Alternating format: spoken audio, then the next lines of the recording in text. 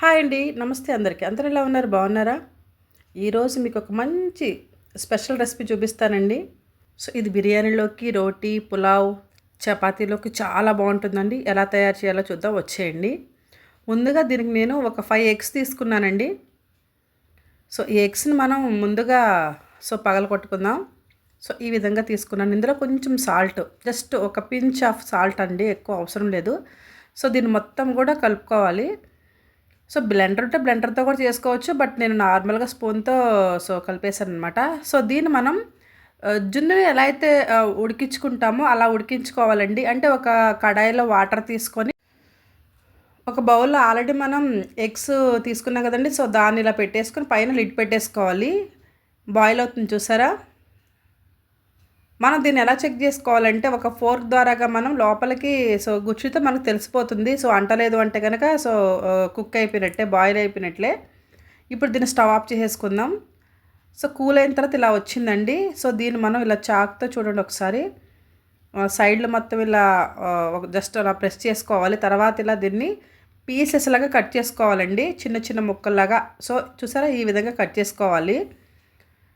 So, వీటిని cut చేసుకొని పక్కన పెట్టేసుకుందాం. భలే సాఫ్ట్‌గా ఉంటాయి. వీటిని మనం ఒక ప్లేట్‌లో తీసేసుకుందామండి, ఈ పీసెస్‌ని మొత్తం కూడా. సో, చాలా సాఫ్ట్‌గా, స్మూత్‌గా, ఫ్లఫీగా చాలా బాగున్నాయన్నమాట. చూసారా? సో, ఇలా తీసుకున్న తర్వాత మనం గ్యాస్ మీద ఒక కడాయి పెట్టుకొని, ఆ కడాయిలో 2 టేబుల్ స్పూన్ ఆయిల్ తీసుకోవాలండి. ఎందుకంటే దీంట్లోకి మనం ఒక పేస్ట్‌ని ప్రిపేర్ చేయాలి. అదేంటో చూపిస్తా, వచ్చేయండి. సో, పెద్ద పెద్దగా ముక్కలుగా కట్ చేసుకున్న ఆనియన్స్ అండి. నేను 3 తీసుకున్నాను, మీడియం సైజు. సో, మన క్వాంటిటీకి తగ్గట్టుగా తీసుకోవాలండి. నేను తీసుకుంది 5 ఎగ్స్ కదా! సో, 3 సరిపోతాయన్నమాట.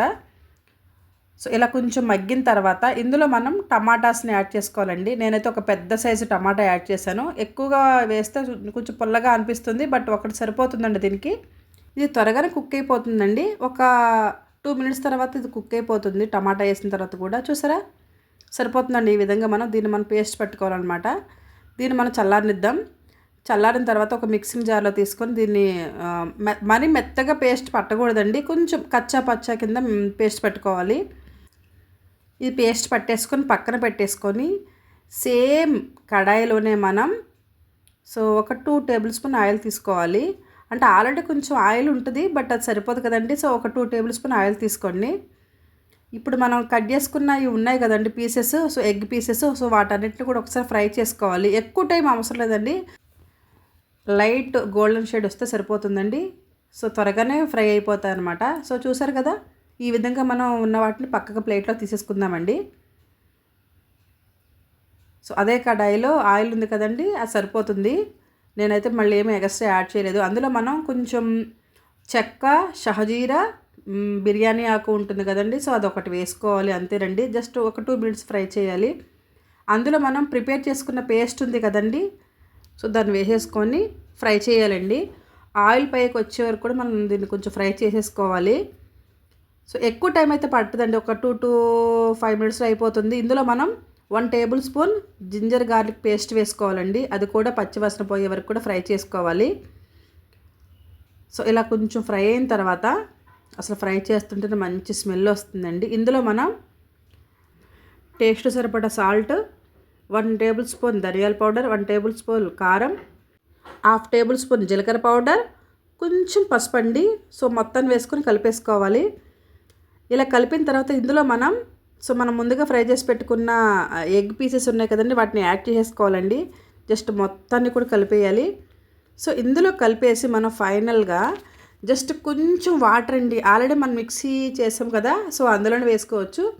జస్ట్ ఒక 2 to 3 టేబుల్ స్పూన్స్ అంత వాటర్ అనమాట వేసుకున్న తర్వాత మొత్తం కలిపేసి మనం సిమ్లోనే పైన లిడ్ పెట్టేసి ఇలా దగ్గరికి రానిచ్చేయాలండి. సో, చూసారా, చూస్తుంటేనే చాలా కలర్ఫుల్గా చాలా బాగుంది కదండి.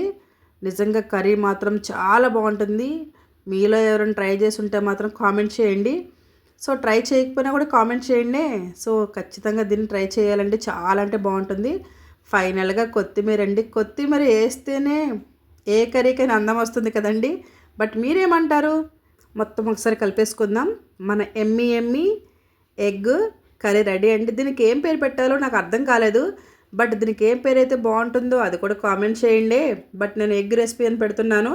బట్ మీకు నచ్చిన నేమ్ సో నాకు కామెంట్ బాక్స్లో తెలపండి దీని పేరేంటన్నది. నేను ఈ రెసిపీ ట్రై చేశానండి, చాలా బాగా వచ్చింది. అంటే కొత్త కొత్త వెరైటీస్ చేయడం నాకు చాలా ఇష్టం. సో ఫైనల్గా మన రెసిపీ రెడీ అయిపోయిందండి. Thank you for watching.